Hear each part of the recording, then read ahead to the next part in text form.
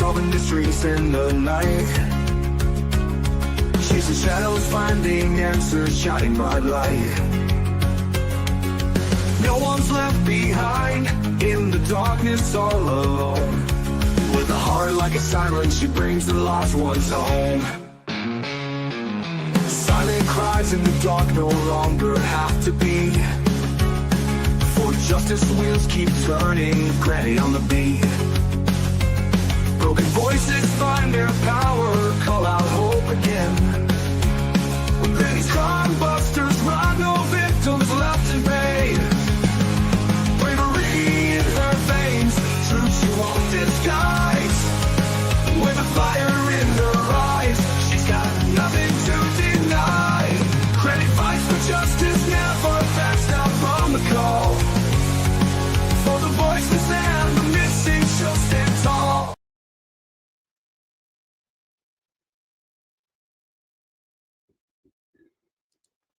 Hello, everybody. How is everybody doing tonight? I got caught up in looking for more information about Lilly and Jack and didn't realize it was time to go on. Oh, goodness. Hello, Ginger Girl. Good to see you. Anyone else that's out in the bushes there? Good to see you. Come on in. I did just find something new, so I'm going to share my screen.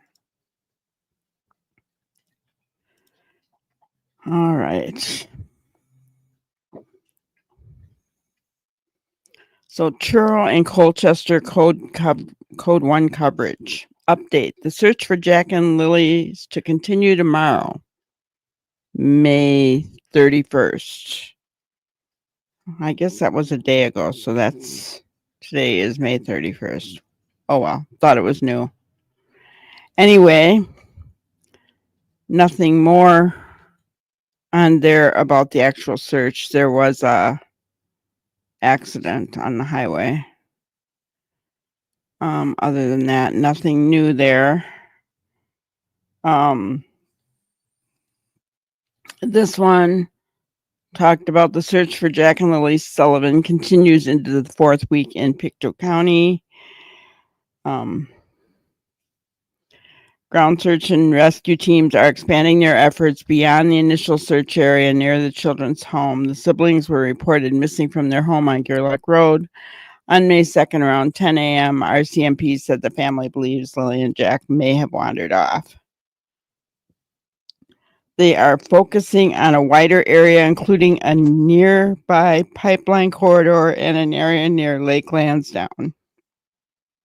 So there's not really any updates. We came back in to cover off some more areas that we deemed were crucial to the search. Although there's no new evidence, search and rescue teams discovered a boot print in the area during a previous weekend. Volunteers want to follow up with a deeper search in that area. We don't know for sure if the boot print was from the children, but it's the only real thing we've had to go on this far, and we're just investigating that further. Approximately 75 volunteers from different search and rescue teams are participating on Saturday, along with 3 drones, and said Hansen. She said there are no helicopter or canine units assisting this time. So that's basically all we have so far. If you guys hear of anything while we're online, please let me know and we'll look at it. Hello, Brenda Jo. Good to see you. And in the last 24 hours, Mr. Yummy has put out 2 different videos. And so what it looks like is, you know how he kind of stops and says, if you want me to do more, you know. So it's on the same interview from Dan Martell. So we'll go ahead and we'll watch both of them. They're both, each one is about 7 minutes long, but it'll be interesting to see what he has to say. Other than that, forgot our spotlight, right? For a spotlight on the missing with Granny Isabella Phillips. Been missing since yesterday, guys. Last seen in Rochester, Pennsylvania. She's 17 years old. There's no other information about her. Not her height, her weight, obviously she looks like brown hair and possibly brown eyes. Other than that, there's nothing else listed. If you know anything about her disappearance, please call the Rochester, Pennsylvania Police Department or 911. It's just so sad that these kids are, reported missing and there's no information about, not even the basics, height, weight, what are the parents doing, right? Makes you wonder. So, wow, everybody's quiet tonight.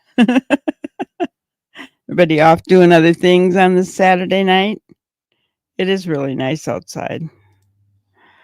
All right, let's go on to Mr. Yummy. The children's stepfather, Dan Martell, says he has been interviewed extensively since Lilly and Jack were first reported missing. You mentioned last time we chatted that you'd offered to do a polygraph test. That is correct. Has that already happened? That has happened. Right. And did you get results from that yet? I do have results, and I don't know if I can share those results, but they were good in my favor, we'll say that.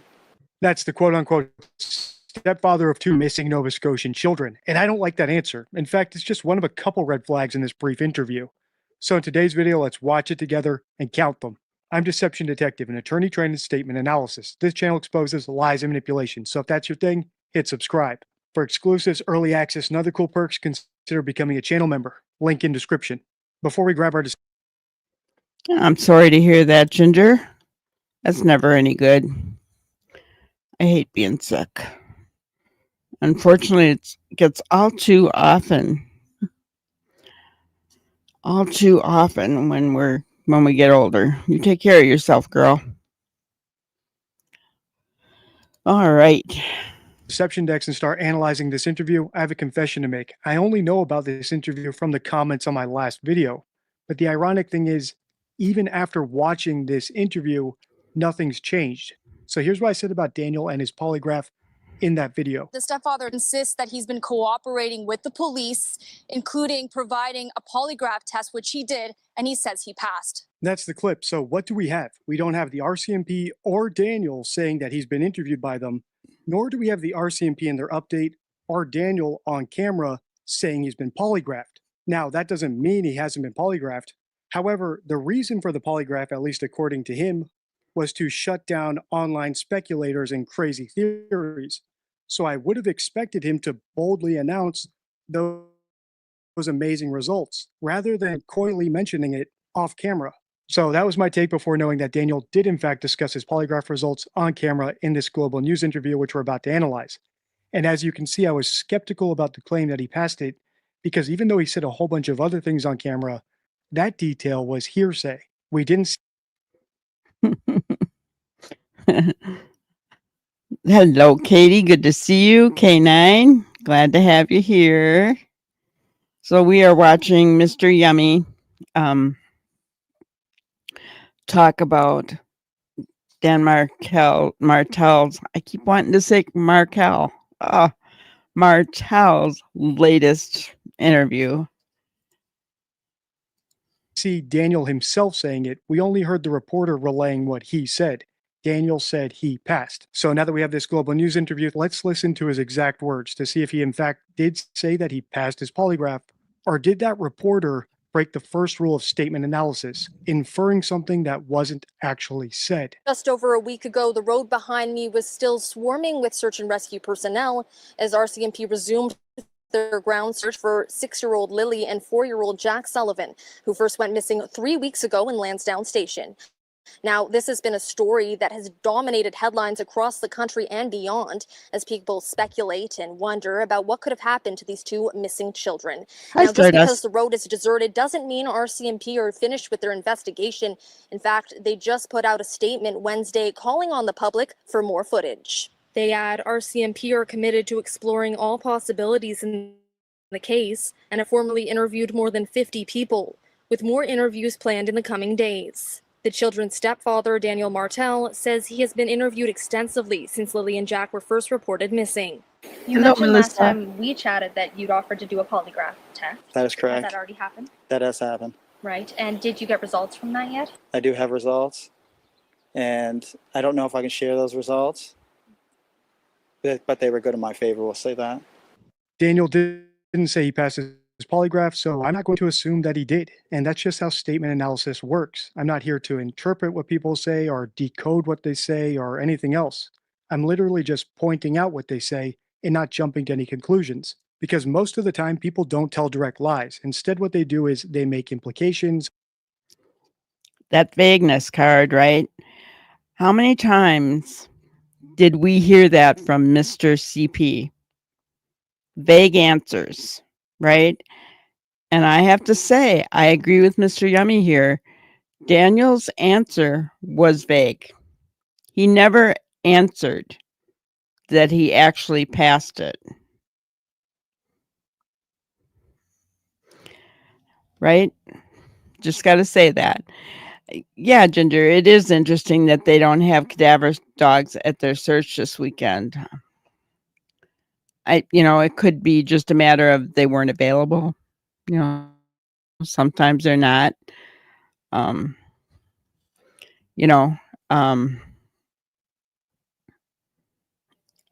I don't know.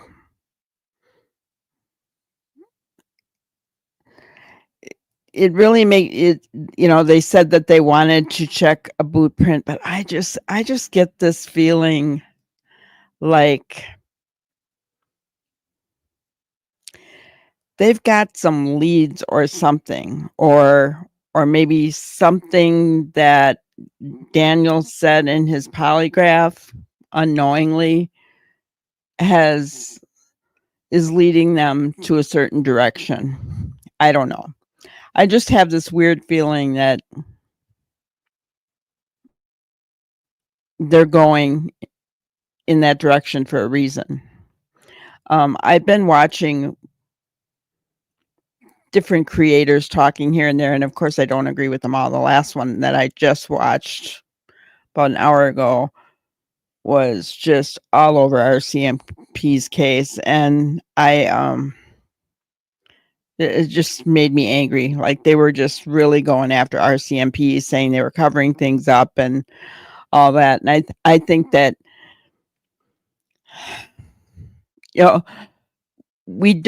this is not a case like Hendersonville, right? Where we know that the Proud Feed have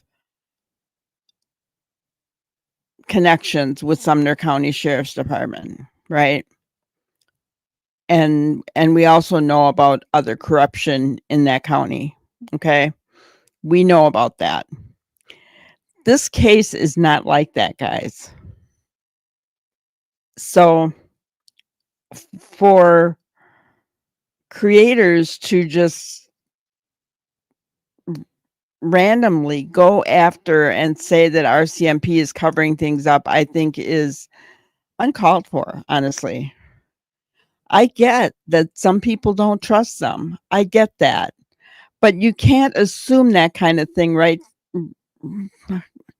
We're early into this case. I realize it's been a month, but it is still early into this case and into the investigation. You can't go there yet. I don't see any evidence of RCMP covering anything up. Do I think they could have done things better? Possibly. But I'm not a police officer. I'm not an investigator.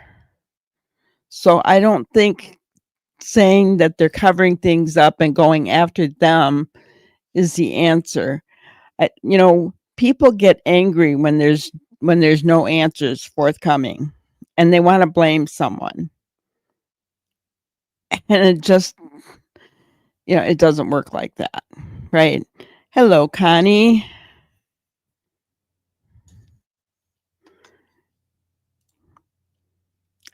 That's terrible. I think their little community isn't used to things like this, might not know how to go about things as well because of the lack of experience. Yeah. This was a creator, though, that was going off on them. It wasn't necessarily from anybody in their community. Yeah. Just because they aren't sharing information doesn't mean they are covering anything, right? On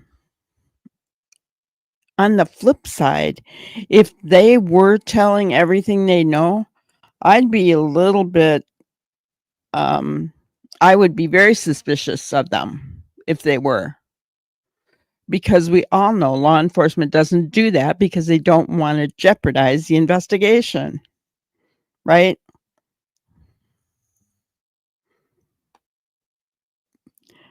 Yeah, it's a small community. They want answers. I get that, but like I said, this was a creator going after the RCMP and not a creator that was from the area. So, I think they were just trying to sensationalize things is basically what I was saying. Now, I do understand that the community wants answers. They're worried about their children, wondering if their children are safe. I get that, I get that.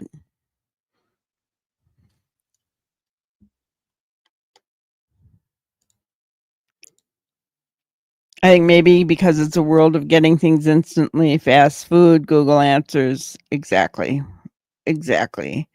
We want everything yesterday, don't we? We want it all yesterday. Oh, thank you, Gigi. I'm glad you caught us. Welcome in. We're happy to have you here. I do my best. I have a heart for these kids that go missing. Most everyone here knows that once these kids grab a hold of my heart, they don't let go. And so I don't let go either until they're found. But to get back to Deception Detective, or as we call him here, Mr. Yummy, right? Vagueness. We have heard these vague answers from others before us, haven't we? We've heard them. And so when someone doesn't have a direct answer, that should send up red flags in our minds. If they're giving us vague answers, think about this. So, and again, guys, I'm not saying that Daniel is guilty of anything, right? But when we're looking at things, we have to look at something to see if people are telling the truth, if they're being dishonest, right? To know which way to go in the investigation. And trust me, RCMP is doing the same thing, right? They are doing the same thing. So Daniel, by his own admission, he asked for the polygraph. He knew that that's not something the Canadians, law enforcement, RCMP typically do because polygraphs are not, allowed in court. So, but he asked for it because why? He said, because the other side of the family is blaming me. And then all the crazy people on the internet are saying all kinds of crazy things, right? I want to clear that up. Okay, I get that. That was a good statement. I understand that. So why did this reporter have to ask him if he ended up taking one and have to ask him and pull it out of him? Because you'd think that if he did take one and if he did pass, he would have been shouting that from the rooftops, right? He would have, or at the very least made a bold upfront statement. I took my polygraph, I passed it. Let's put this all to bed and let's look for these kids, right? But he didn't say that, did he?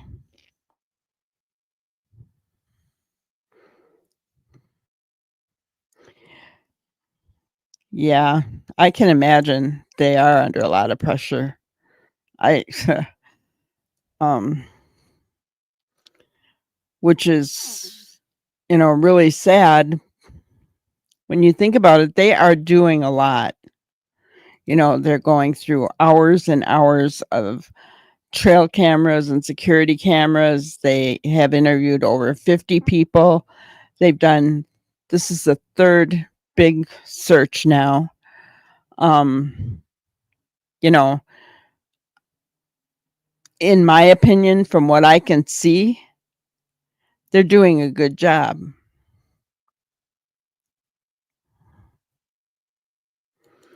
You're not a big fan of your government funded media and the questions they ask.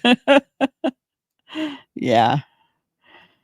Well, let's get back to what Daniel said here and what Mr. Yummy thinks about it. Or they say vague things in hope that their listeners deceive themselves. I've put the vagueness card from my deception deck, my 52 favorite rules for spotting lies and manipulation, on your screen if you want to read that rule. But the gist is, at least in this case, if Daniel had passed his polygraph with flying colors, I would have expected him to say that loud and clear. In fact, I wouldn't even be surprised if he were to show the actual polygraph papers with all the little line squiggles on it just to prove it to us. But instead, what he did was give a vague, hedging answer, which is typically what people do when they're talking about something negative. My guess, Daniel either failed or gotten inconclusive on the polygraph. And before I get the flood of comments that I always get whenever the word polygraph is mentioned, yes, polygraphs are not admissible in court. Yes, they are fallible. Yes, they are a pseudoscience. But the point is that they're an investigative tool. And if Daniel believes in them enough to voluntarily offer to take one to prove his innocence, I would expect him to at least show the results if they were positive. Let's keep watching because it gets worse. Like I said, there's multiple red flags in this interview. And did you get results from that yet? I do have results, and I don't know if I can share those results, but they were good in my favor, we'll say that.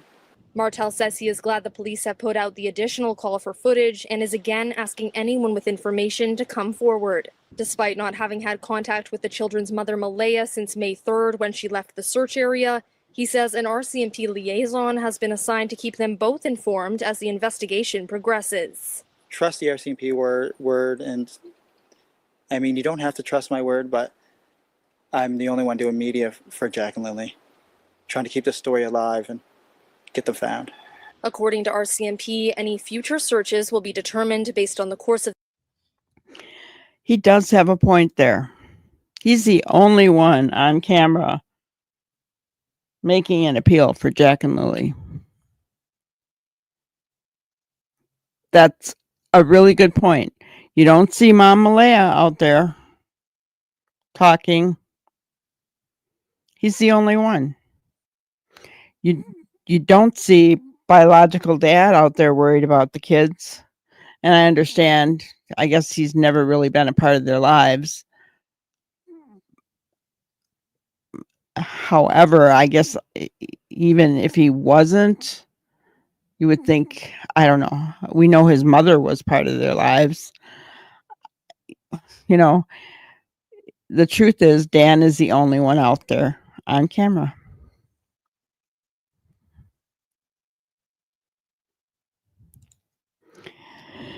Daniel has a bit of selfishness about him. We know a lot about his struggles. I never hear him talk about what the children went through along those woods. Yeah, I agree. Seems to be more about himself than the children. Okay.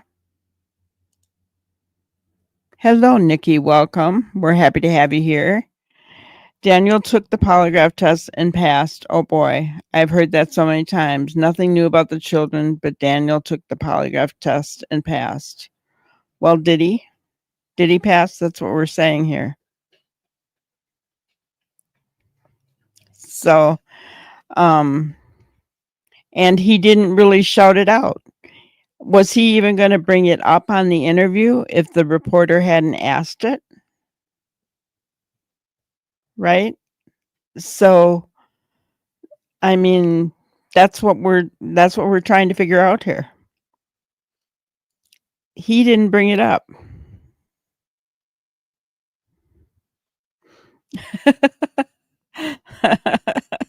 Thanks, Daniel, for keeping the story alive. Are the children alive and well? Good point.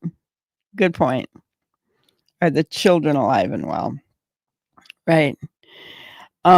He's trying to make himself look good. Who else do we know does the same exact thing in another case? It's so weird how cases we see the same tendencies in people with guilty knowledge, don't we? Let's continue on. Of the investigation. They say they've covered a 5.5 kilometer search area and received 355 tips so far in the search for Lilly and Jack Sullivan. Ella MacDonald, Global News, Lansdowne Station, Nova Scotia. 3 things jumped out to me in that segment, so let's go through them one by one. The first is the size and scale of the search. If the kids actually did wander off, it's very surprising that no dogs found any traces of them, and they still haven't found any evidence of where they went. Remember, Lily and Jack are 6 and 4 years old. They're not ninjas sneaking through the bush, leaving no traces or evidence of their presence. My second issue is how patient and understanding Daniel is with the RCMP. If you've seen my videos analyzing innocent parents like Seth Rogers, the father of Sebastian Rogers, you'll know that innocent parents get very angry with the police because their kid is missing. No matter what the police are doing, it's never enough. Finally, I never like when a supposed victim, like the parent of a missing child, refers to the event as a story, because stories are typically fictional. In other words, it could be leakage that they know the version of events that they're pushing is actually fiction. Moreover, it's interesting that Daniel said that his main priority in sticking around and talking to the media is to keep the story alive, not to find Lily and Jack, or to help in the search, or figure out who actually took them. Remember, Lily and Jack supposedly disappeared without a trace while he was asleep. So how does he know what the real story is anyway? He should be just as clueless and curious as all of us are. Those are the big red flags from this interview, but I saved the best for last, and it's actually from my last video. That reporter who reported that Daniel passed his polygraph also said something else in her report. She said that he provided a polygraph. If the police administered it, I would have expected her to say that he took a polygraph or he was subjected to a polygraph. But she said provided, which might mean that he picked his polygrapher and selected which set of results he would submit to the police. And if that's the case, the results are even less reliable than usual. If you want me to continue analyzing this case, let me know by liking, commenting, and sharing. Check the end card. So that's interesting as well, that he provided the polygraph.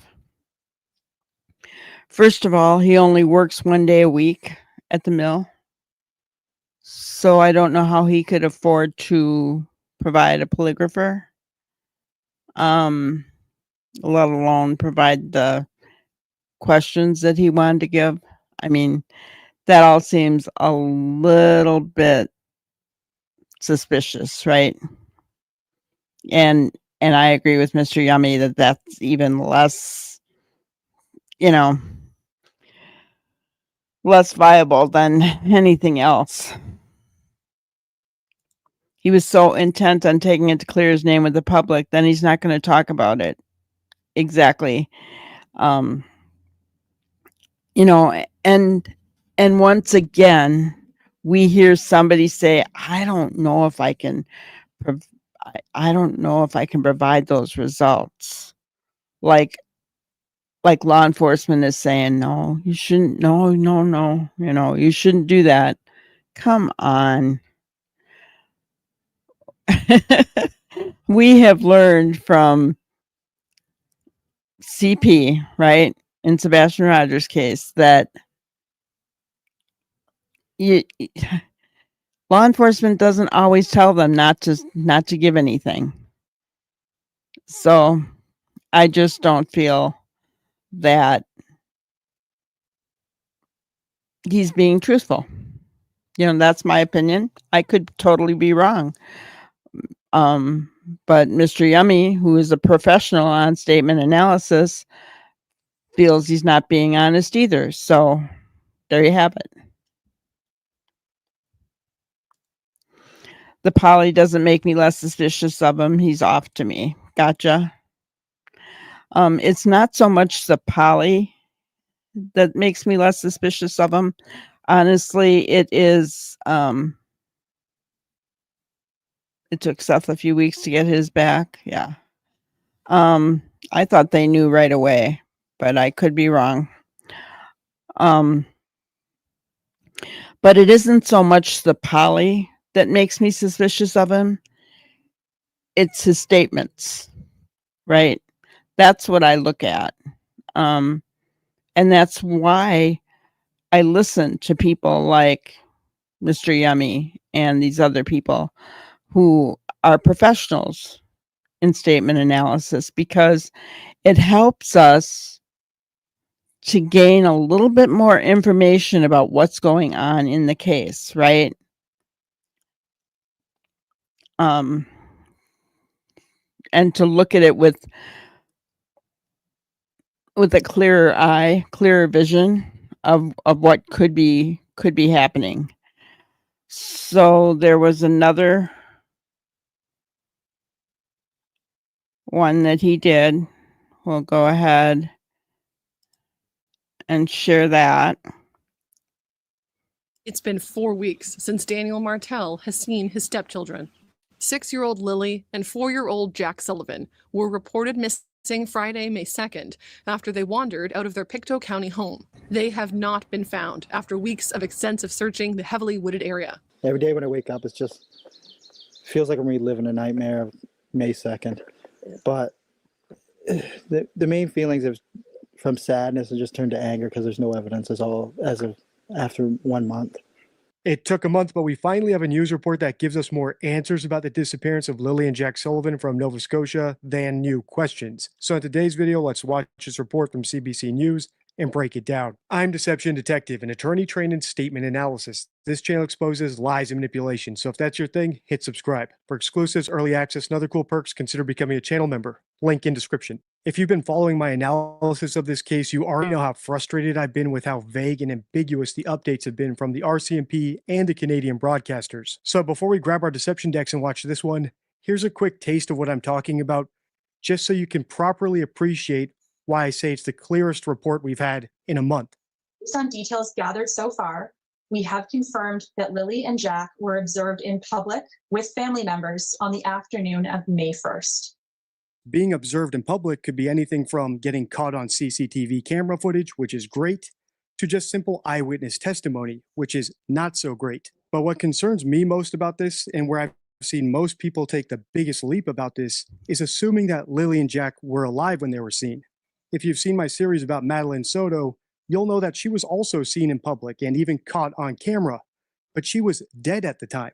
The stepfather tells me that he's been cooperating with the police, including providing a polygraph test, which did, and he says he passed. I do have results, and I don't know if I can share those results, but they were good in my favor, we'll say that.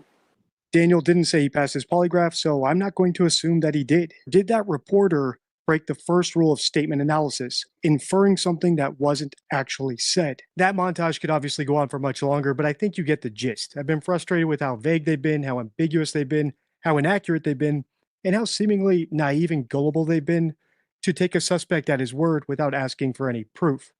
Now that we're all on the same page, I like what he's saying here, guys. I like what he's saying here. The RCMP have not stopped investigating the disappearance. I agree. So Daniel wanted to keep his story alive through the media. Yeah, it is very strange because this case is not cold by any means, not by any means. And I don't think it's going to go cold for a while, for a good while. But I think we're going to have answers in this case quicker than Sebastian's. It's just my opinion, my thoughts.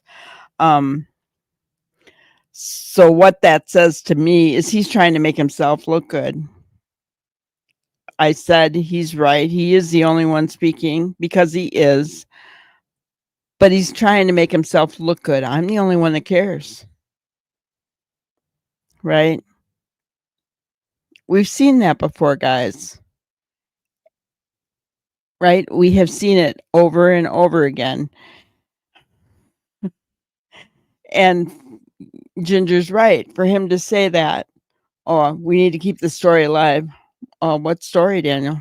What story are you trying to keep alive? Are you trying to keep the kids alive? What's the story there?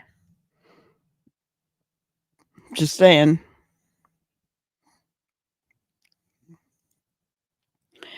Not that there's no sign of kids, but evidence. Sounds like someone else we know, right?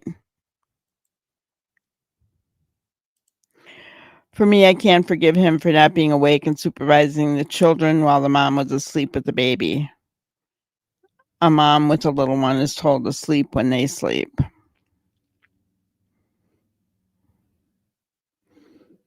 I can see that.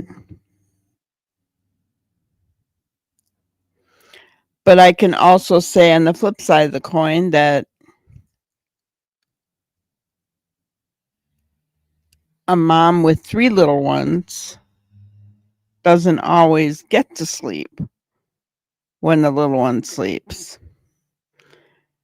You know, most men are working. So why wasn't she worried or even saying to Daniel, can you please get up and feed them for me so I can get a little more sleep?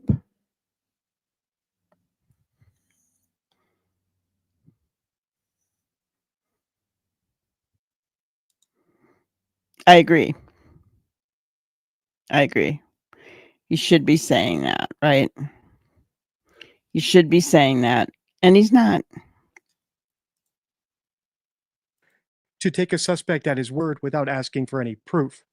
Now that we're all on the same page, let's watch some decent reporting. It's been 4 weeks since Daniel Martell has seen his stepchildren. 6-year-old Lilly and 4-year-old Jack Sullivan were reported missing Friday, May 2nd, after they wandered out of their Pictou County home. They have not been found after weeks of extensive searching the heavily wooded area. Every day when I wake up, it's just feels like I'm reliving a nightmare of May 2nd.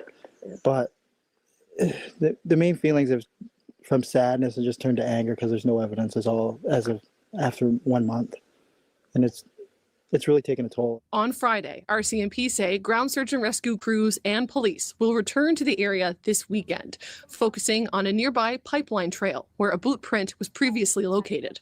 I know that they're working hard and they're using every resource they have, and it makes me hopeful because that's all we have at this point is this hope. A vigil of flowers and stuffed animals has grown in recent weeks outside the RC. Didn't we hear a statement like that? Something about, having hope by CP at the year mark. Something like that. And I agree with Mr. Yummy about what he's saying about reporters.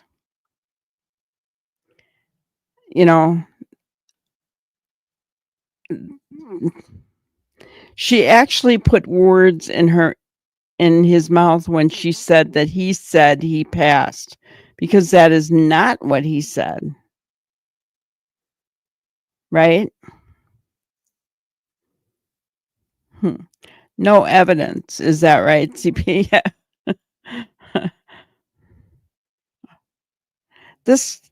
It really, really concerns me because in these cases, we have Dylan, who, by the way, Jason Ayler said that they found something, article of clothing, not far from Grandma's house by the railroad tracks today. So I hope we get some more information from him in regards to that. So that's kind of breaking news there. If you follow Jason on Facebook, it's on his Facebook.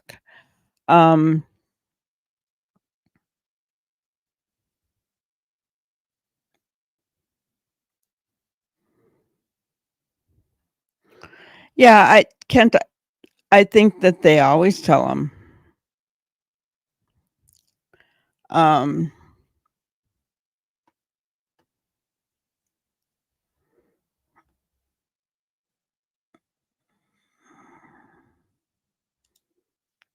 How would Daniel know there is no evidence? The RCMP do not share what evidence they would have collected.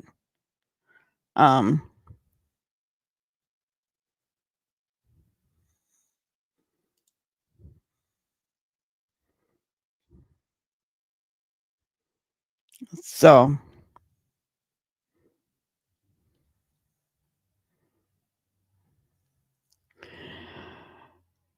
what was I going to say? Well, you're right, but I guess I would assume that if they're saying it was something he was wearing, it was clothing. But anyway,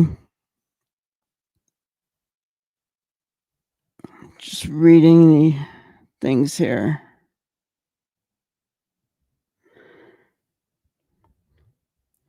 Let's continue on. CMP station in nearby Stellarton. Since May 2nd, when Lilly and Jack went missing, people here in Pictou County are still struggling to understand what happened and why there are still no answers.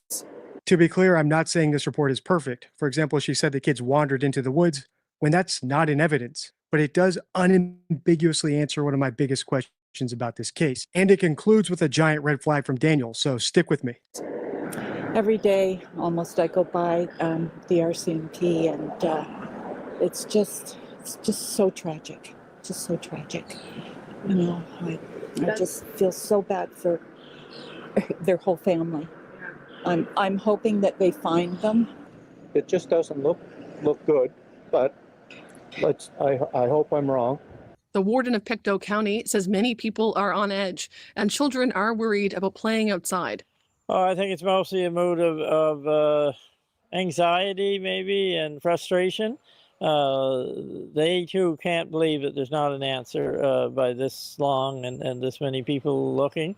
The RCMP have confirmed Lilly and Jack were seen on camera with family the day before they went missing. Police are asking anyone who was on Gairloch Road between April 28th and May 2nd to share their dash cam or other footage with RCMP. Martell says every detail helps and could lead to finding Lilly and Jack. I'm going to keep fighting for the rest of my life to find these kids. That's the only goal I have at this point. There's our answer. Lilly and Jack were caught on camera the day before they were reported missing. Now I'd like to know where that video came from, what they were doing. Were they slumped over in the back of a car and caught on someone's dash cam, like Madeline Soto? Or were they inside a Walmart, for example, with those family members who still haven't been disclosed yet? Remember, we can't assume that the family members they were with were their mom and her boyfriend. So I give the RCMP kudos for clarifying the word observed from their earlier report. I also give the reporter kudos for leaving in that last part with Daniel. As I often say on the channel, it's never a good sign when someone who's ostensibly looking for a missing person expresses no hope that they'll ever be found, like saying, I'll look for them for the rest of my life, or OJ saying he'll never stop looking for Nicole's killer. And that's because it could be leakage that they know the person won't ever be found because they actually know what happened to them. So it always warrants further investigation. Another thing he said here also warrants further investigation. He didn't refer to Lilly and Jack by name. He just said he'll look for the rest of his life to find these kids. In other words, he was using distancing language when I would have expected any sort of guardian to use the kids' names. Finally, I want to reiterate something that I said in my last video where we analyzed an earlier video with Daniel. And that's how patient and calm he is with the police who still haven't found his kids.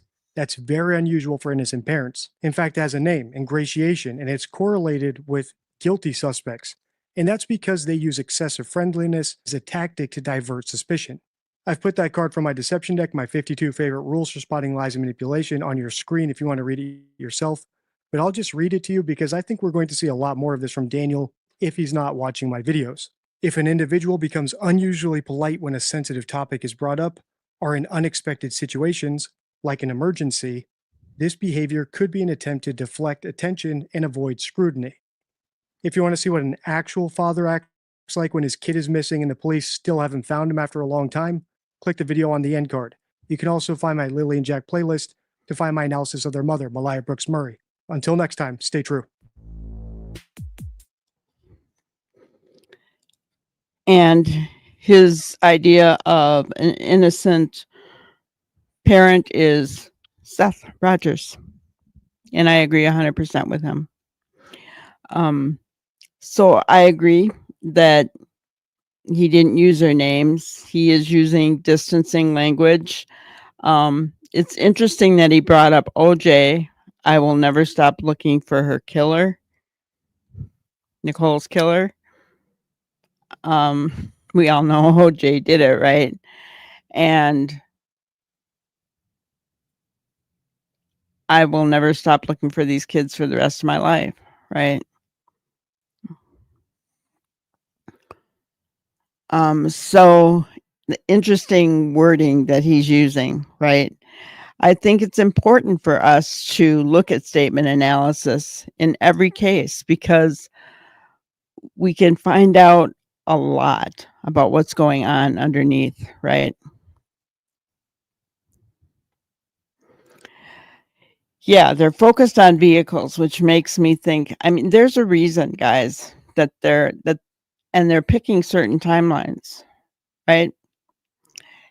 It's kind of strange if you think about it. The kids were seen May 1st, but they want footage going back to April 28th, right? Through May 2nd. Makes you wonder.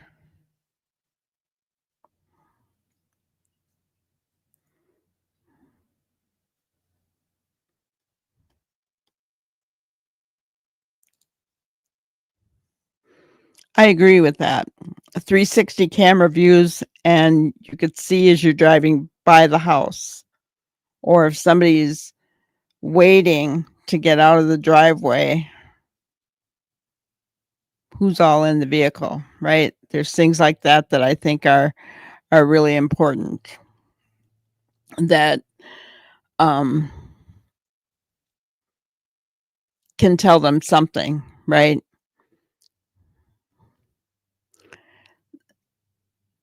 It's good that we know that the children were alive on May 1st.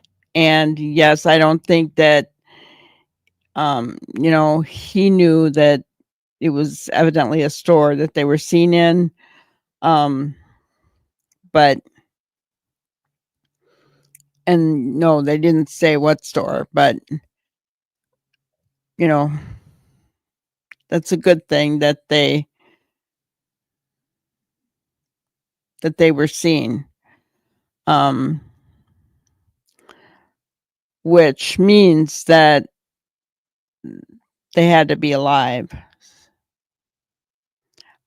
So his thought about, were they slumped over in a car like Madeline McCann was, well, no, right?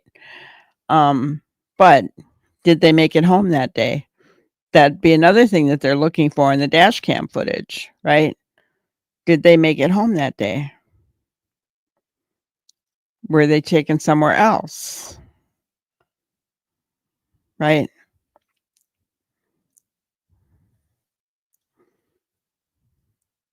Sometimes it is about having evidence that catches a person in a lie. Yes.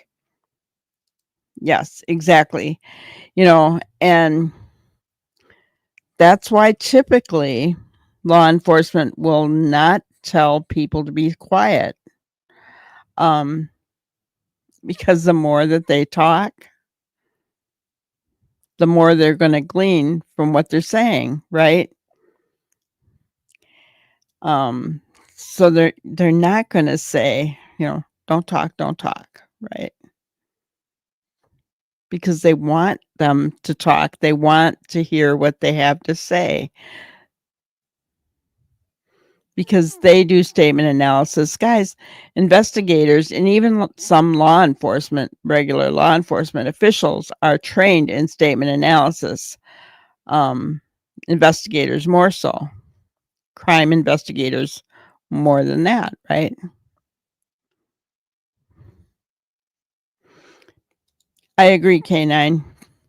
I believe that they have more information they're letting out, and they're going to solve this. I honestly think they're very close to solving this. There's a reason that they're going out in certain areas to look.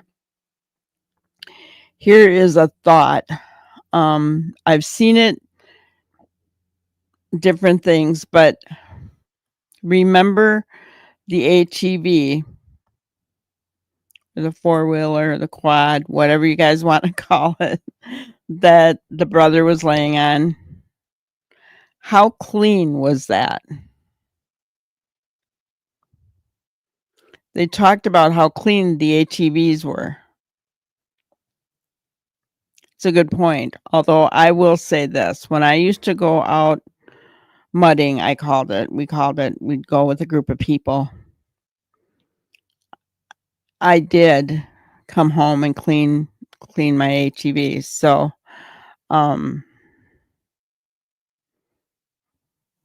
don't know if that's, I guess it depends on the person, right? But I always did. I always cleaned mine. So after we were done.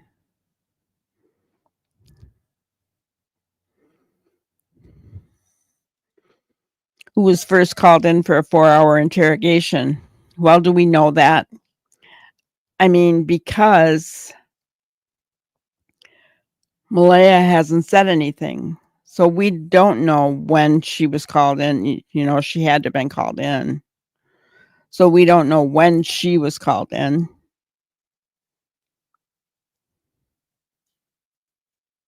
Right? So we don't know if she was first or if Daniel was first. We don't know how long hers was compared to how long Daniel's was. We don't know any of that information.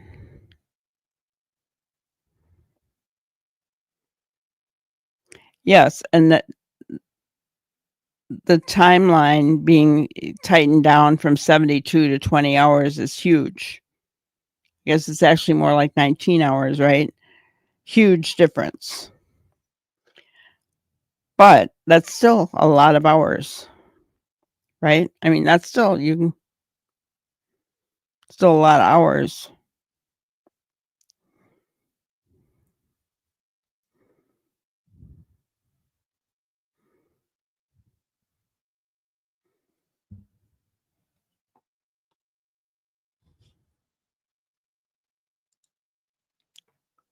I wish the national and international media would quote this stuff a lot more, because locally we're getting those one or two different words, which makes a big difference. Yeah, I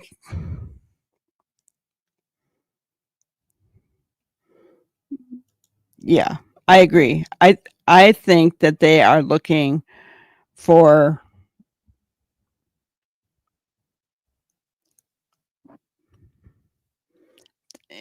people are thinking that they're, why are they wanting that? Are they thinking abduction? I don't think so at all. I think they are looking for families' vehicles, in my opinion. Oh, the other thing I did hear is that not Kent on the Mind, because I just used him, that Daniel stated there was no party. Can we believe that? I don't know. Don't know.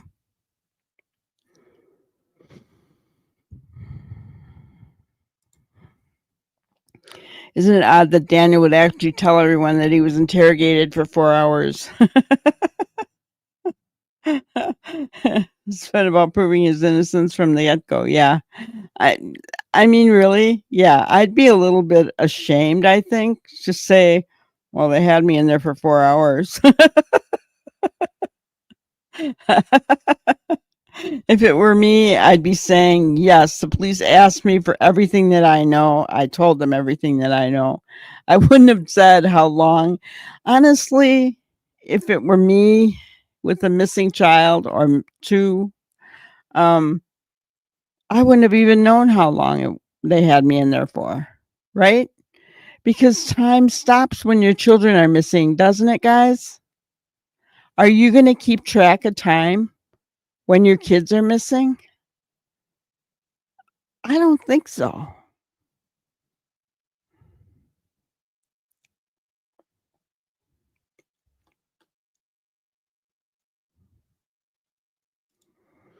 A bit late asking for dash cams. Most are wiped over after this long.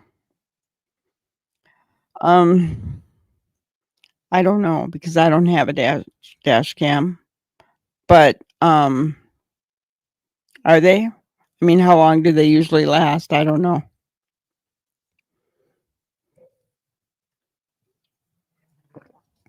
Are they saved to a cloud or anything?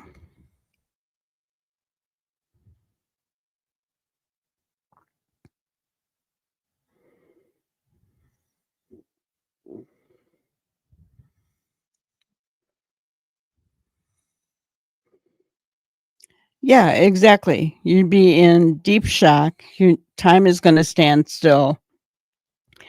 That's always what I have heard from people who've gone through traumatic things like that, right? Time stands still. You don't even realize how much time has gone by, right?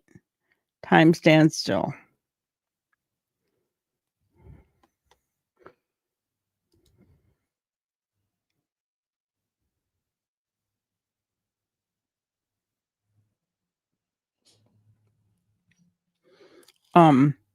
Yeah, and as far as asking beforehand, maybe they're wanting to see if there was some kind of planning going on. We know, for example, it's been said that there was a rehearsal of the flashlight video. I don't know if that's true or not, but that's what we heard. So, I mean, you know what I'm saying, guys, that there's like a planning and maybe a rehearsal to, I don't know. The SUV was ruled out. Who said that, Neuro? I haven't heard anything about that. Receipts, please.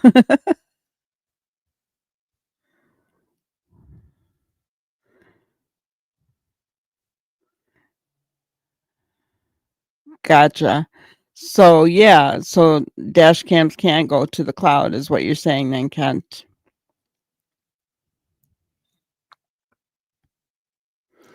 That's kind of what I thought. They said no abduction, but they haven't said no trafficking. I think you're playing with words there, Ginger.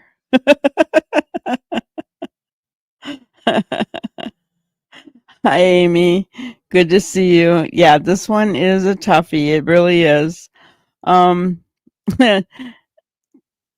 Don't you think trafficking and abduction go hand in hand, Ginger? I'm just saying.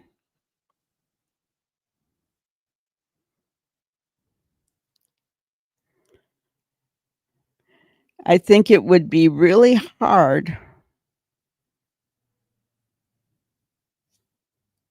The only way I would see that trafficking was a part of this is if the parents gave them over to a trafficker. That is the only way I would see that trafficking would be a part of this because they're so rural. I don't see it being a part of it. But I could be wrong, right? I could be wrong.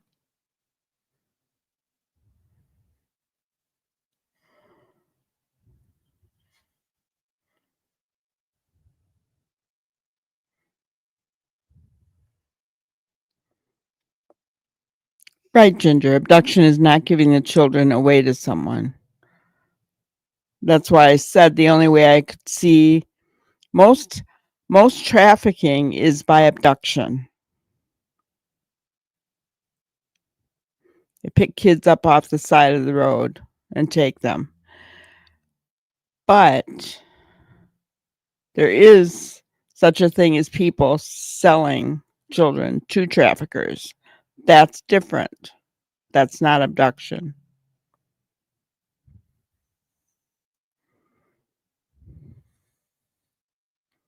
Yes, the parents would still be involved in that. Yeah. And I agree with you, Kent. They're too young.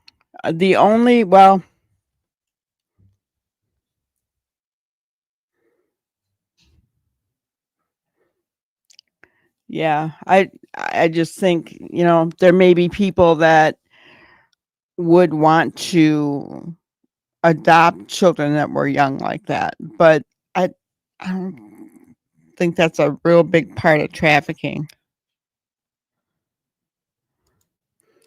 Exactly. It's so remote. I just have a hard time with any kind of abduction or trafficking going on. I just don't see it. Like I said, we could be wrong, guys, but I just don't see it as a possibility.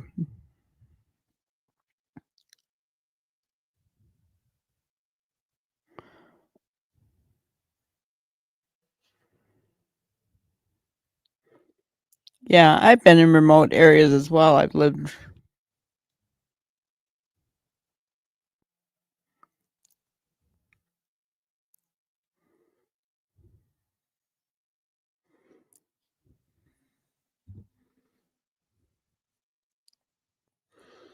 Yeah, I mean,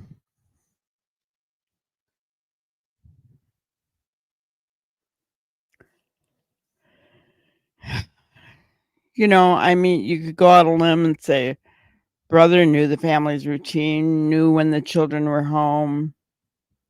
Could he have given them over to somebody? I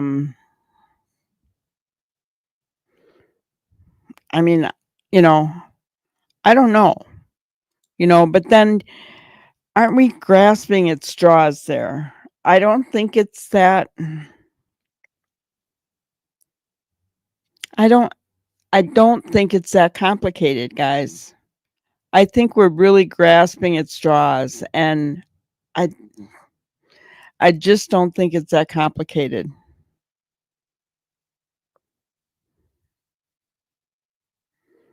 Oh yeah, the kids didn't wander off. I don't feel they did at all. I think they would have found them if they had. They were out there in enough time.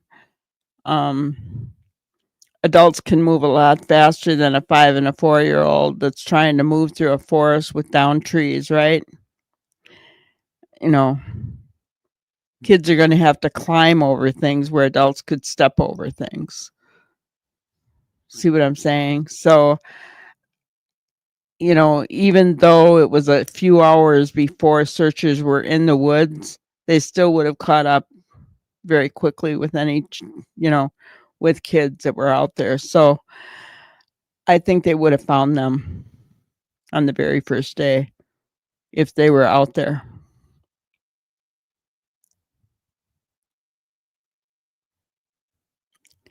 I agree, Ginger. A sick child who's had a cough, doesn't like to be cold and wet, going out without a jacket, and taking her little brother with her. Why?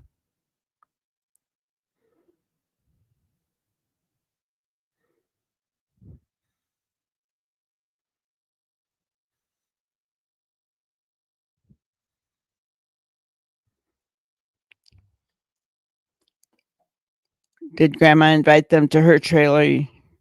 Again, that's a possibility, but is it grasping? What would Grandma have then done?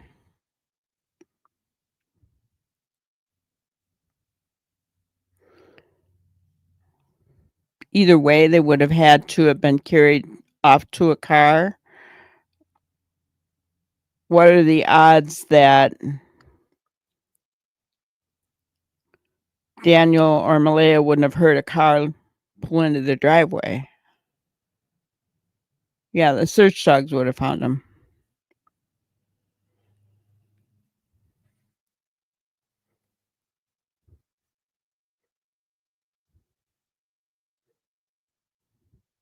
Yeah. I just don't think it's as complicated as what we're trying to make it out to be. I really don't. I could be wrong. Um, you know, is it possible other people are involved? Yeah. Illegal adoptions, yes, but do you really think that remote? I don't know.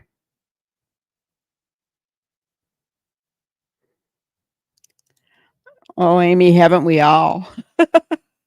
You know, but the thing that we're all talking about here is we want these kids to be found, right? So we are grasping because we're trying to figure out what could have happened to these two precious little children, right?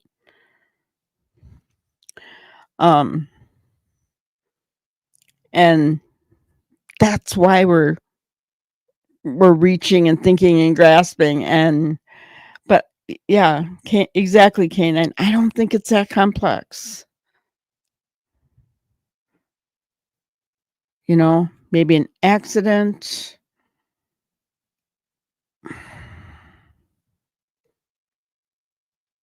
Accidental overdose of medication. Someone mentioned that. Did they go pick up medication and the kids got into it in the back seat and OD'd? But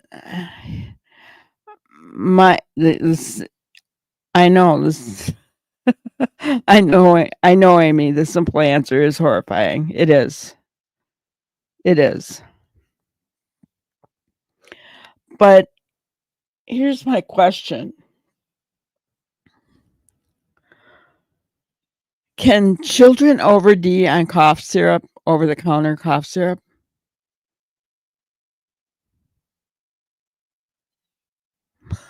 I mean, I know you're not supposed to give them too much, but can they die from that? I'm just curious. I've never heard of such a thing, but somebody put that out there,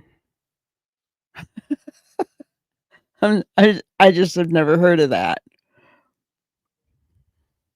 Have you guys ever heard of that?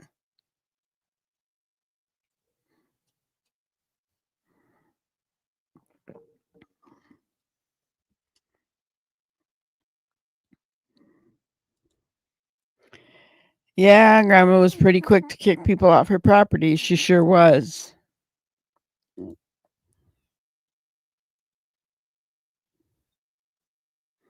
It paracetamol in it.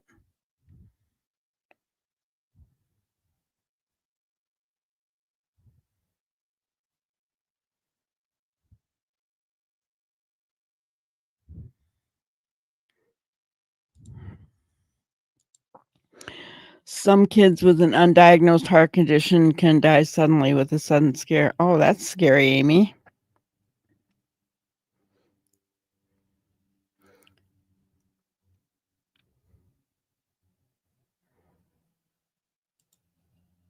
And that's the kicker right there.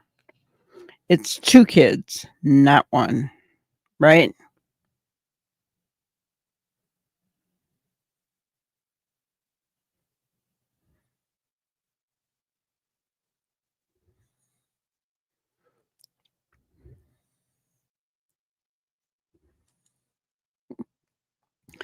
That's a variable here. I think they thought in this plan they were going to have more time from the time 911 was called to when searchers got on the ground. Well, here's my thought. So Mike the Man was kind of touching on this yesterday.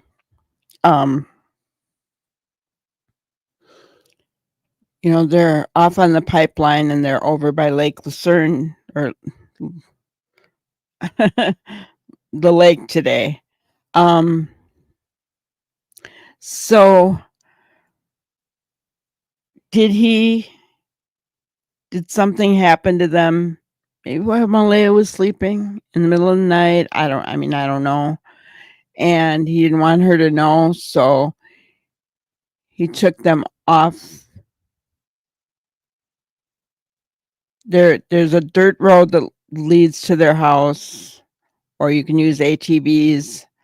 Um, and he made it back by the time morning arrived. The sun was just coming up. Remember, he said that. Mike DeMann looks a little bit more into statement analysis than Mr. Yummy does, but I mean, that's also a possibility, right? Because we knew they were alive at, I think it was 3:15 on May 1st. So is that a possibility, right? Yeah. Well, as far as we know, they're not talking. Amy, he said that she's not talking to him at all. She's cut him off. She's cut him off from social media, blocked him on everything. She changed her status on Facebook to single and took down all the pictures that had anything to do with him off her profile on Facebook. So as far as we know, they're not talking.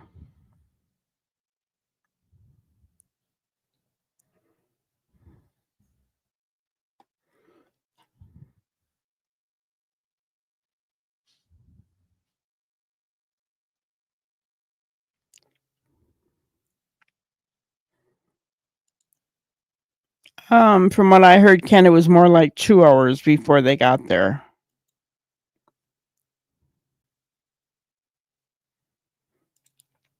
I think something bad happened to the kids and they hid them to avoid getting in trouble. Now they are doing all they can to cover it up. Yes, it does sound familiar, K9. So some cough medicine is dangerous. Guys, I don't know. I just always knew to keep medicine away from my children, but I never anything I thought about. It's just you don't do it, right? Yeah. Isn't that weird? But you know what? Wouldn't you be embarrassed? I mean, think about it. Pictures of that property were up all over social media, guys. It was horrific. It was everywhere. I'd be ashamed. Wouldn't you? Look at the junk laying everywhere. I mean, I would be highly embarrassed.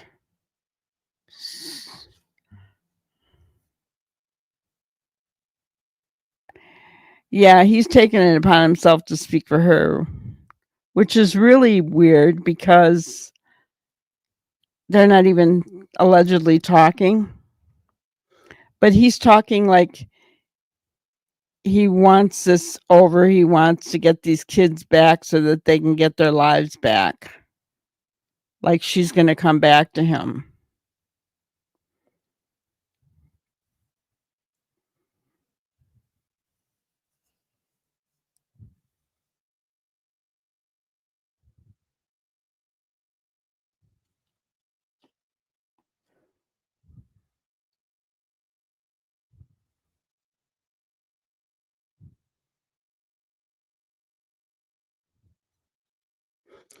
Yeah, Kent, go ahead and send it to me. Granny'sCrimeBusters@gmail.com.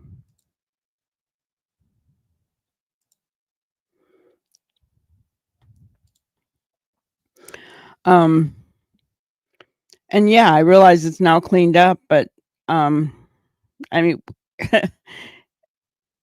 he's obviously been watching the news because he mentioned how people are talking crazy about him, right? So I would have been highly embarrassed if I had been him, right? But yeah. So now he's cleaning up. A little bit too little, too late. The kids are gone.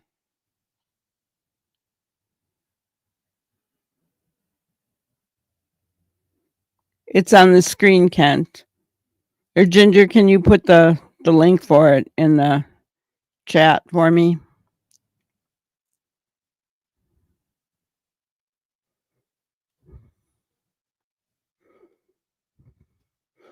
Um,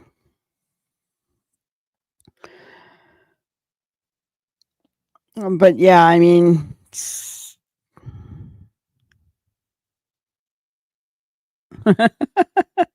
organized chaos. I wouldn't call this organized chaos, would you?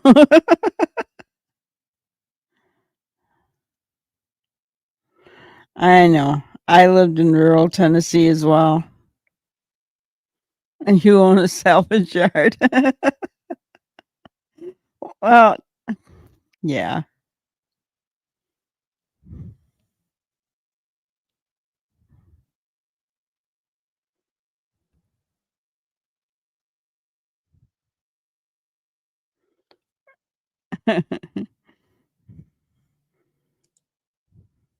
He looks like he's put weight on and healthier too. You talking about Daniel, Daryl? Okay, Kent. Sounds good.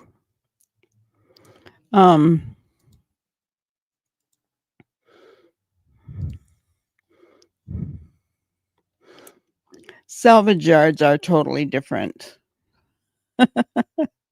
I mean, I would think that that'd be a never ending.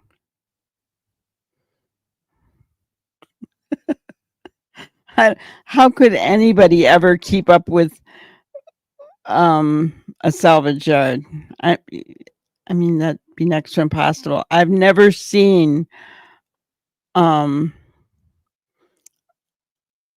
salvage yard that isn't cluttered. That's different.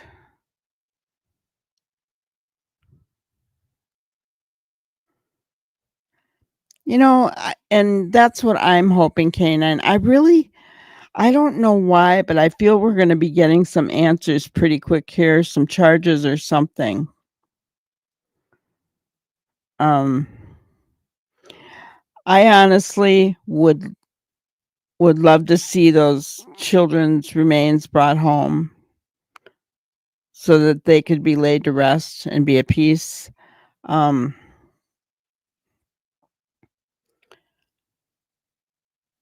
I just don't know if that's a possibility.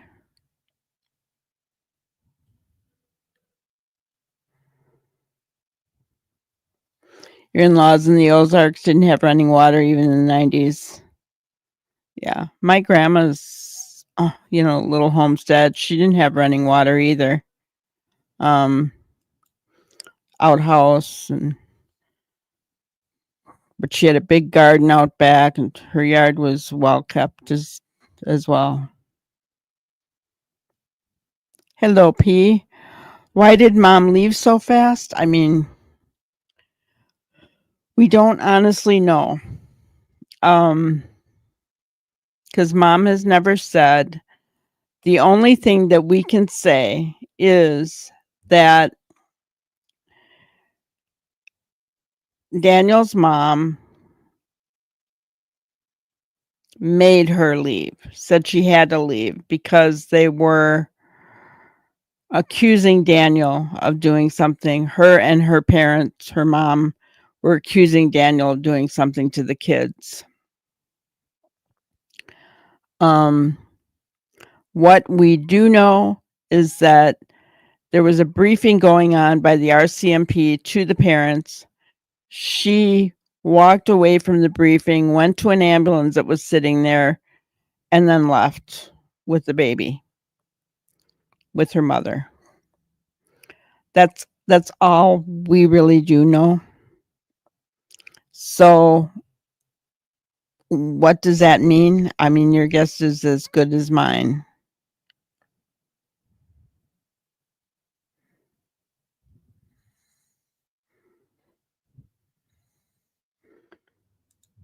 Yeah, well, there's no teaming up to find the children. Obviously, she's blaming him, even though she's not being vocal about it. He has said she's blaming him.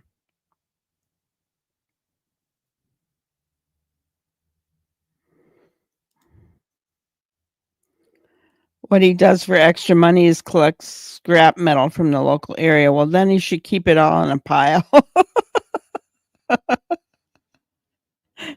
I haven't heard that, but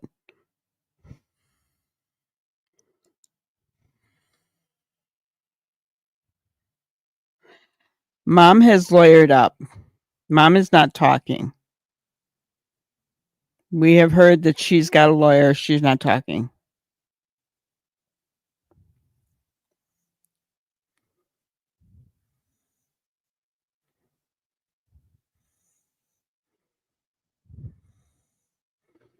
Well, I don't know if I would put it like that, Amy. I do think there's a reason she left, but she's not saying.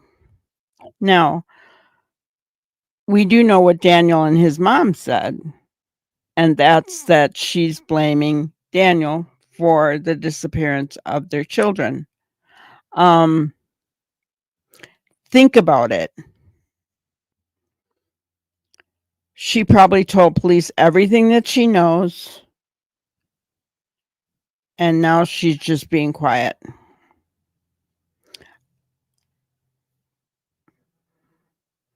If she thinks that he hurt those kids, she's not going to look for them. Right? She's going to tell police everything she knows, and she's going to wait for things to come to fruition.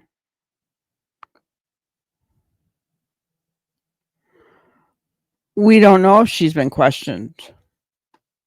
She could have been questioned. We don't know. But now she has lawyered up from what I hear. Oh, yeah. The Mounties know more than they're saying.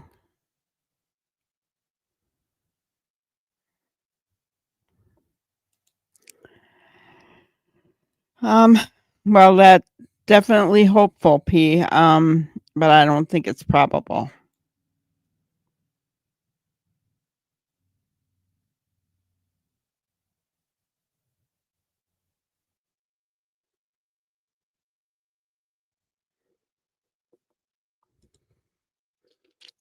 No, not necessarily. It's a big, vast area. And it's only a couple hours away from the ocean.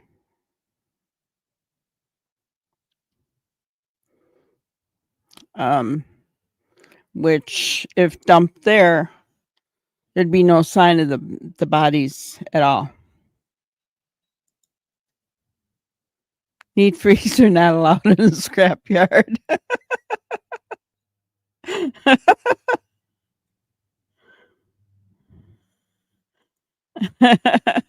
My chicken coop was a bit nicer than theirs, but it was away from our home.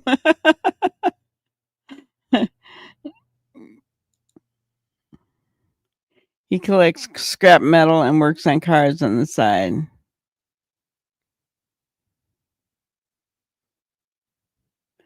Yeah, exactly, P. They're not going to say anything. They're, we wouldn't want them to. I would never, ever want law enforcement, just because I may want to know more information. I would never, ever want law enforcement to tell us anything that would jeopardize their investigation. Ever.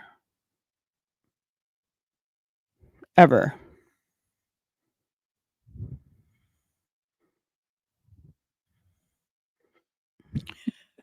If you work on cars, you need to have a few scrap cars around for parts. Not necessarily. You can always go to scrap yards and get car parts or parts stores.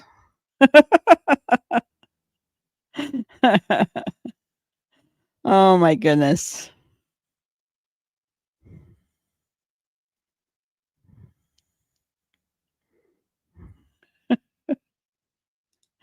I used to go with my husband to get parts for our vehicle.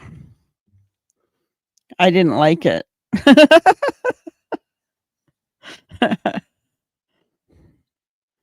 I was always afraid of mice or whatever. I don't know. I'm a city girl.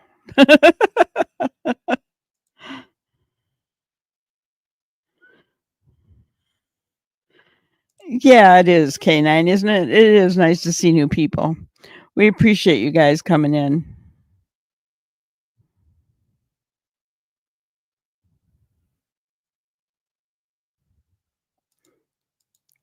Why would she post she's single if that was true? Well, that's what she did. I don't know why she did that, but that's what she did. She changed her status to single on Facebook, guys. I don't know why. It's cows are we're loose. Cows are loose among the cars, a little casual atmosphere. So you had to watch where you were walking.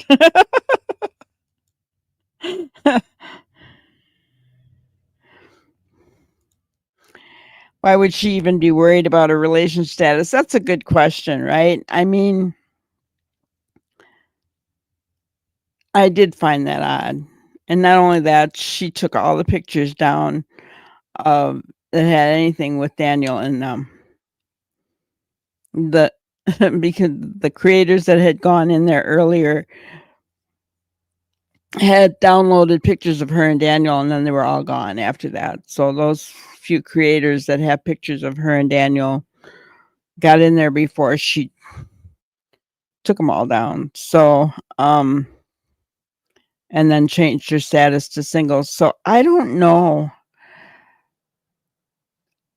I guess the only thing I can think of is that she really believes that he did something to her children and she doesn't want to be associated with him in any way, shape, or form.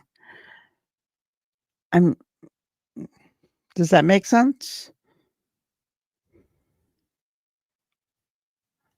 You know, I mean, that's the only thinking that I can come up with as to why she did what she did.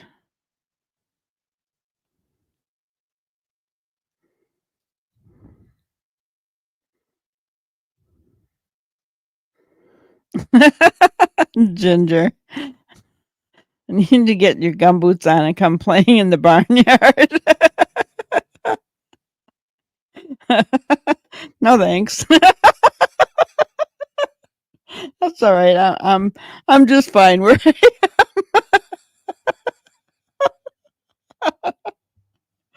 oh goodness.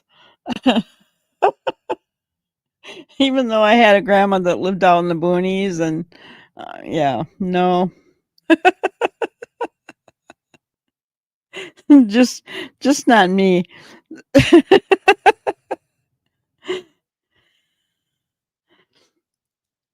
She's not asking for help finding the kids.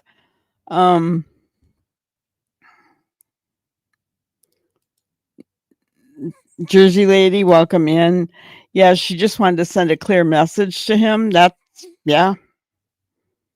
Yeah. You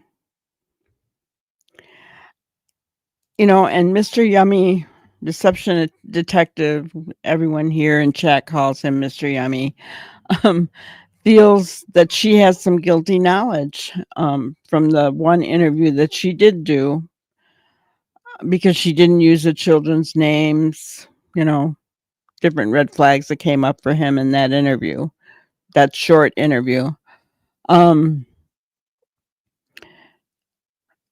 So that's my question. What does she know? You know,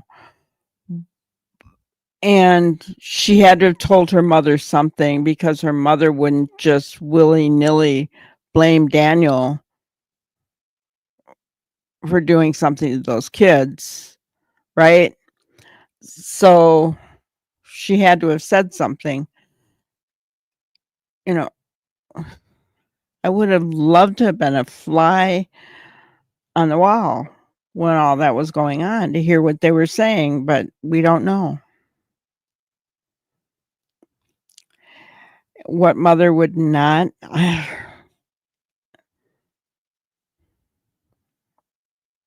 I don't know. Is it possible? And I'm just playing devil's advocate. Is it possible that RCMP told her not to say anything after they talked with her? I don't know.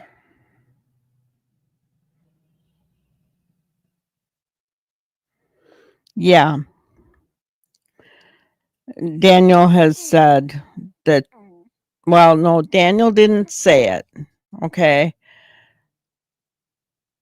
I actually saw the text from that conversation. It was Bio Dad's mom. So Bio Grandma from Dad's side was talking with Daniel for whatever reason. I don't know. She was texting with Daniel, and he said that ever since Meadow was born, that I'm not going to show you it, but I can read it for you word for word. So I want to get it right. Just looking it up here, guys. All right.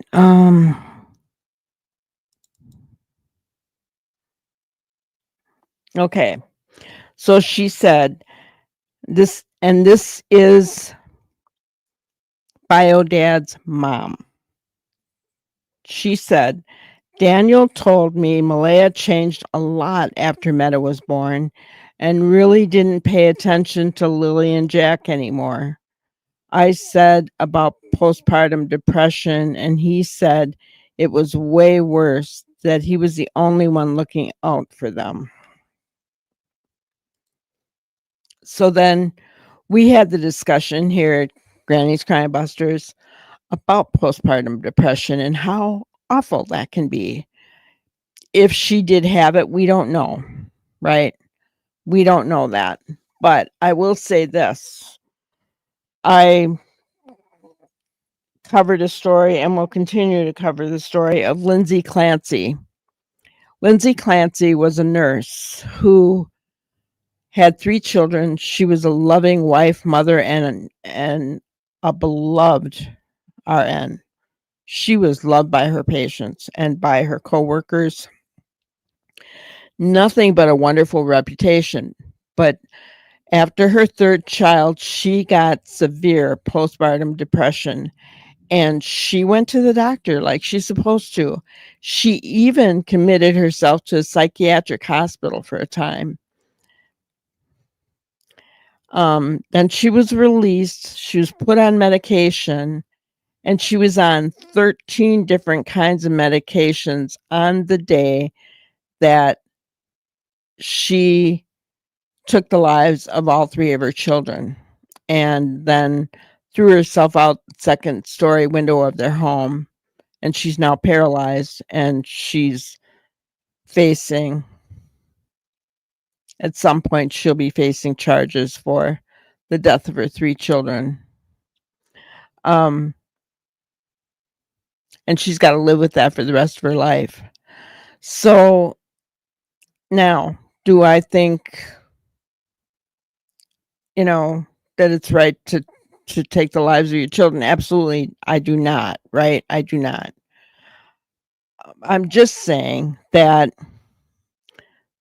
is a very serious illness. So, was it true? Right? Was it true? Was he taking, I mean, I could see as a stepfather, he would get a little bit irritated if he was having to take care of her kids because they weren't his kids. So, was there trouble in paradise? I don't know. So let me see what's been going on in here after saying all that.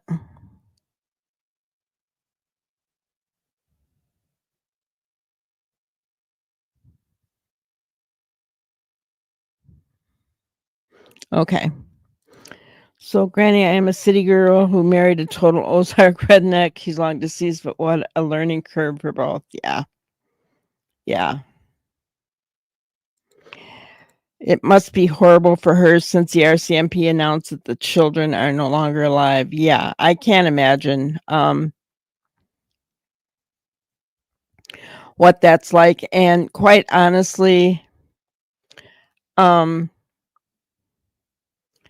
don't know that I'd be out there searching if I thought my children were dead. I'd leave that up to the authorities. I'm, you know,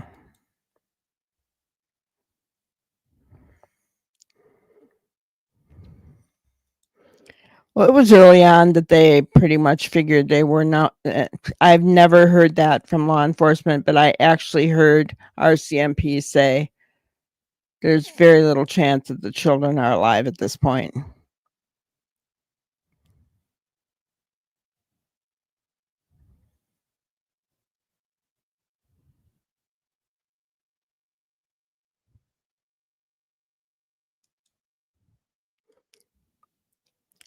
I agree with that.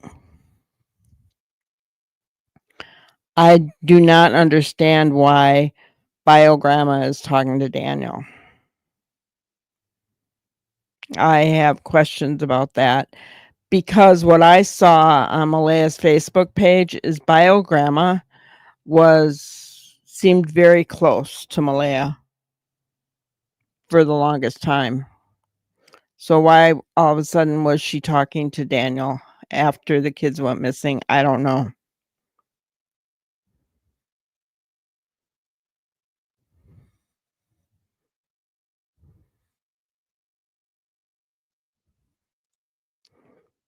You knew Elizabeth Smart had to be dead. Here we are. And that's true. There is always hope. That's very true.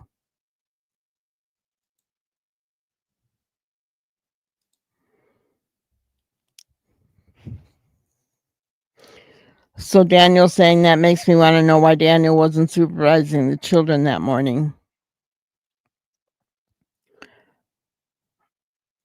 So I said, Trouble in Paradise was he feeling like he shouldn't have to take care of her children? I'm just saying, not everybody, when they get a blended family like that, feels like it's all one big happy family. It doesn't always happen.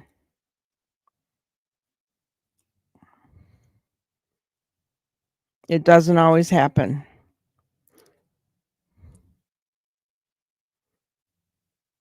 So, I guess what I'm saying is how can they weren't his children. They were her responsibility. He didn't adopt them. And, it kind of sounds like he probably could have because the other father, the bio dad, wasn't involved in their lives. So, are we expecting a little bit too much of him to be taking care of them? I don't know. You guys can tell me that. I know for a fact, most of you know that I married again after my children were both born. My new husband he was all right, but I took care of my kids. They were mine. And they never called him dad. It wasn't a blended family. I can honestly say that. So I say from experience that not every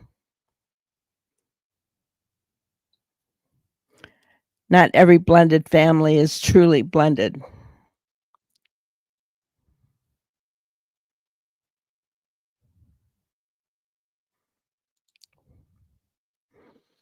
If there were these sort of chat rooms during Elizabeth Smart, we might have concluded the worst and no hope.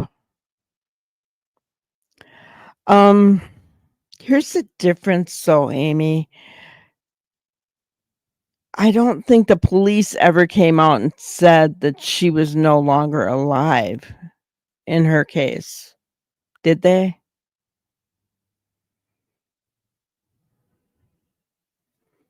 Where police have said that in this case, which they rarely say, by the way. And I'm not saying we shouldn't have any hope, right? Because there's always hope. But I'm just saying, I've never, this is the only case that I can think of where I've actually heard law enforcement say there's no chance that these kids are alive anymore at this point. So, right, highly unlikely. So, you know, but as far as in Elizabeth's case, they didn't say that she was no longer alive. They had no evidence where she was, right? There's a reason that RCMP is saying that in this case.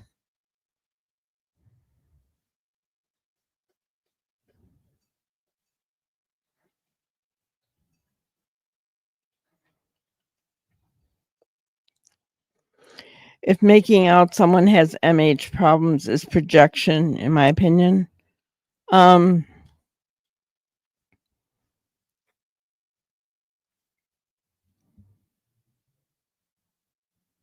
if we were just saying it, I would think so, Neural. But it isn't me that was saying that, or us. It was Daniel and Biodad's mom talking about her mental health.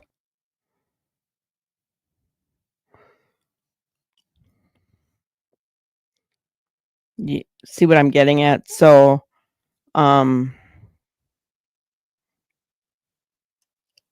don't consider that projection. But I don't think that Daniel should have been talking to Biodad's mom about her mental health.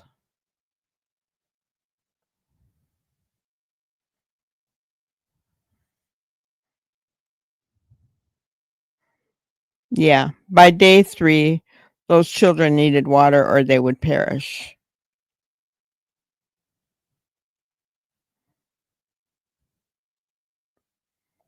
Yeah. The whole situation does look desperate. There's no doubt about it.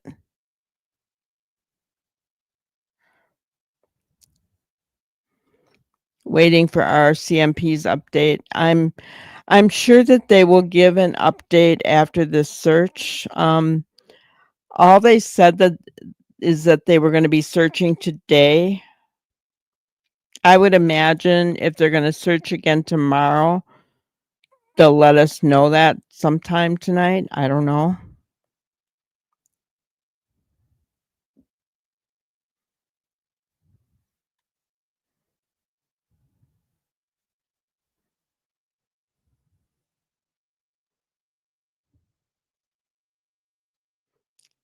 Yeah.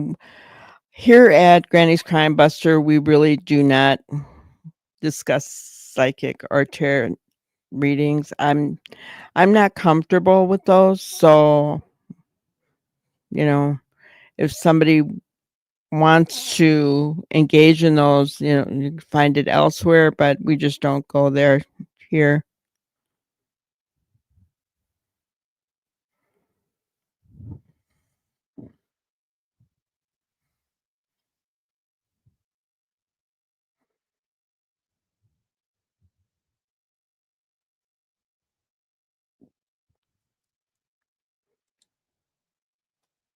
Who has been married 2 to 3 times?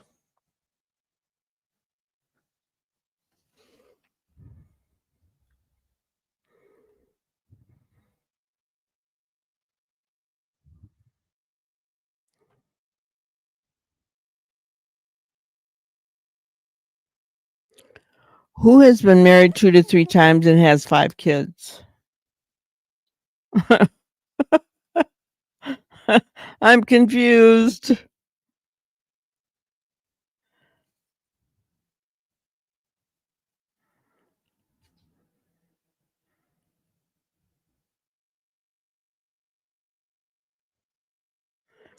Making me think on that, Granny. It was Daily Updates. Had a TV at the time. Haven't had one in years. Yeah, I know. I'd have to go back and look at it myself as well, but I don't. It's really rare. Like I said, I don't even think I've ever heard. At least I can't think of any where police have come out and say they didn't think they were alive any longer. Exactly, Ginger. If Daniel was Mr. Mom, why was he denied access to his baby? And not just access to his baby, he has 2 kids from a previous marriage. And he's not allowed to see them right now either. We have to ask ourselves why that is, guys. Why is that?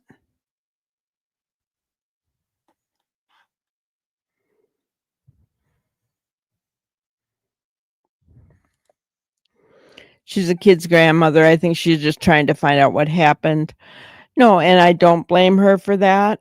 But why isn't she just talking to Malaya like she did before? Why is she talking to Daniel is my question.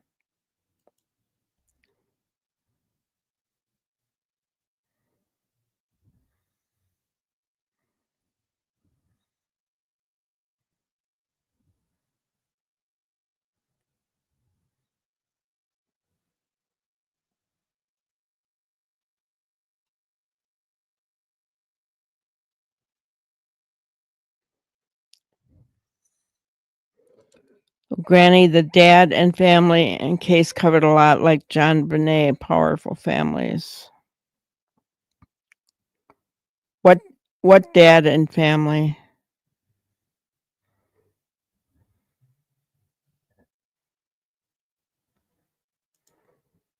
She's not really on Facebook. All she did was take off those pictures and change her status to single. She posted one post that said, I want an Amber Alert for my children. And that's all in this entire month.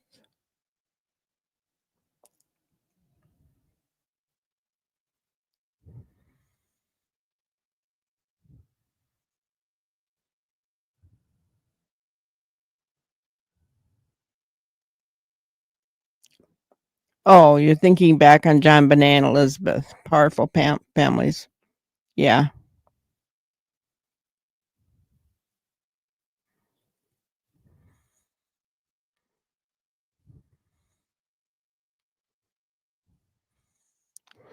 Yeah, a lawyer would tell her to stay quiet, and we've heard she's lawyered up. So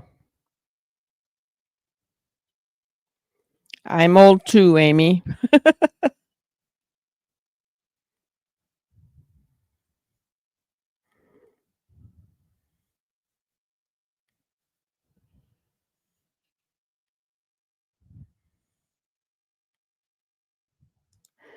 Exactly, Granny. Daniel's mom's setting it wasn't Daniel's mom setting Malaya up. It's Lilly and Jack's dad's mother talking to Daniel about,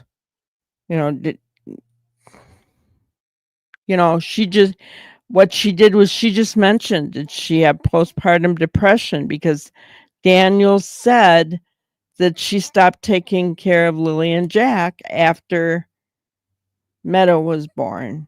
And so Lilly and Jack's dad's mom, in other words, paternal grandma, said, did she have postpartum depression? So it isn't Daniel's mom trying to set it up.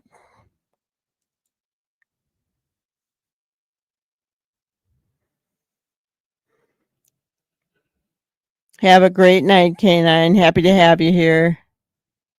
Thank you.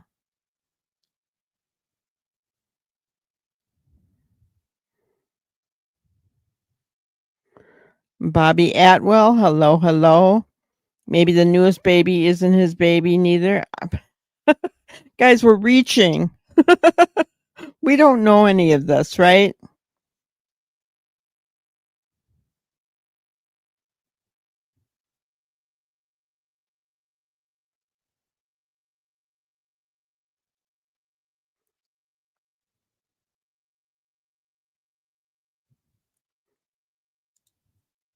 Okay, it has to be said, neither one are all that bright. I ain't either. Who knows what?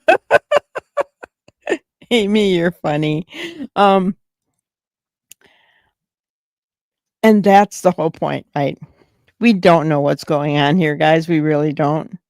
We have no clue. It's sad, and the most important thing is that these kids are still gone. They're still missing.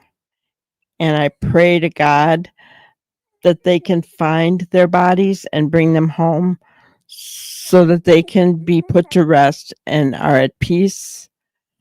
And that whoever is responsible for this is brought to justice, right? So that's the most important thing here. That is the most important thing. You know, we've done statement analysis. I shouldn't say we have. Deception Detective and others have done statement analysis on the stepfather and also on the mother, Malaya. But she's not talking anymore. He continues to talk, which probably isn't a good thing for him to do, especially if he is innocent. But I do pray that these children can be found. What scares me the most is that the ocean isn't very far away, and that there are bays that they can be put into that will wash them right out into the ocean, or just dumped into the ocean themselves, and that bothers me, because then this will always be a mystery unless we get a confession. And we all know the confessions, you know, are hard to come by. So just keep these kids in your thoughts and your prayers, and everyone involved, and that justice will prevail in this case. I really do feel, though, that we are going to have some kind of resolution. And I want to share my grannyism for today. Some people think that the truth can be hidden with a little cover up and decoration. But as time goes by, what is true is revealed, and what is fake fades away. I like that because it did kind of remind me that, you know, truth always becomes known. Sooner or later, the truth becomes known. It's kind of like the O.J. Simpson case.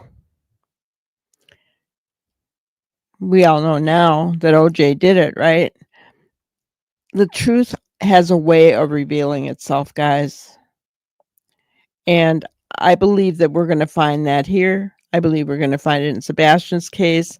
I'm hopeful we're going to find it in Dylan's case, and in Michael Monkey Vaughn's case, and in Summer Wells' case. I mean, there's just too many of our children that we don't have answers for, right? And we need to have these answers. We need to have these answers. We need to have the truth come out. So I want to thank you all for being here today. I appreciate everybody so much. Please, please.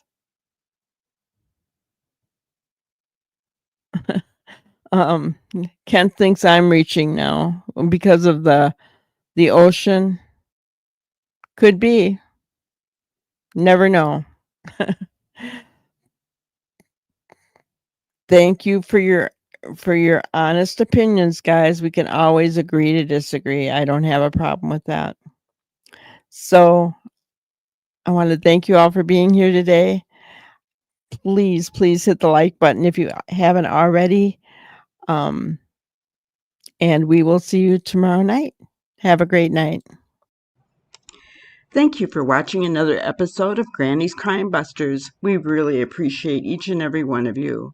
Don't forget to subscribe and like and even share the content. You can follow us on any of our other social media platforms at YouTube, Twitter, Instagram, Facebook, and TikTok. We really appreciate you guys, and you can also email us at granniescrimebusters@gmail.com. Thank you so much, and we will see you on the next one. Thanks, guys.